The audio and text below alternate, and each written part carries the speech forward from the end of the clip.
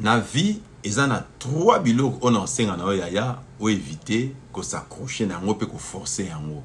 Premièrement, c'est la relation amoureuse. Papa, maman, kolingate ou forcer mutumo songolo alinga yo na vie. Là, je parle de la relation amoureuse. Moto yo senti ka lingi na yo te tika ko forcer. Mais ce qu'on forcer et qu'à l'ingio par forcing, il y a que toute ta vie tu seras la personne la plus malheureuse, peut payer les pots cassés. À chaque fois qu'on m'a poignardé dans le dos, je suis victime d'une déception. Quand le début était mauvais, ne t'entends pas à une suite favorable ou à une éternité merveilleuse. Alors, nous avons mis balai. Et c'est ce que je na vie. Moi, si oyo nderonanga linga ki par forcing, jour à okutana muto aguna ye, selon ba choix na ye nderonanga yeba ke akochola ona maboko, pe oza muto milelo na milelo. Alors, ne cherche pas ce que la carte na vie na yo, oza muto ba déception, muto ba blessure intérieure, muto là par rapport à domaine ya bolingo. Deuxième élément, faut forcer jamais amitié. Yeba ke soza ko forcer amitié, c'est que yo moko ondimi humiliation.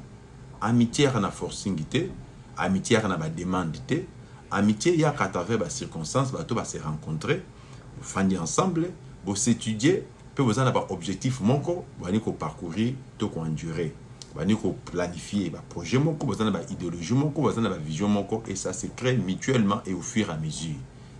Amitié ko forcer et ce qu'a toujours mabé. Troisième élément de Ronangaï, c'est ce qu'on appelle par le succès. Succès de la cola Mwasandumba et s'accrochera à côté moroté pour toujours. Succès de la cola caméléon et changera de couleur. Les deux aïeux, le baiser à Moutumususu. Mais malheureusement, la scène à moi, bah te belé, bah s'accrochera à succès, bah n'ingezara na ngam d'abord pour toujours. Non, le succès, les lots et salinde aïeux, attends-toi déjà que lobby et zara ayote, Moutumusu paye rosoir. À cause de yango et comme le monde, n'est-ce pas, nous le montre que la vie est faite de saisons, il y a toujours le haut et le bas. Il y a un temps de déclin, mais aussi un temps d'apogée.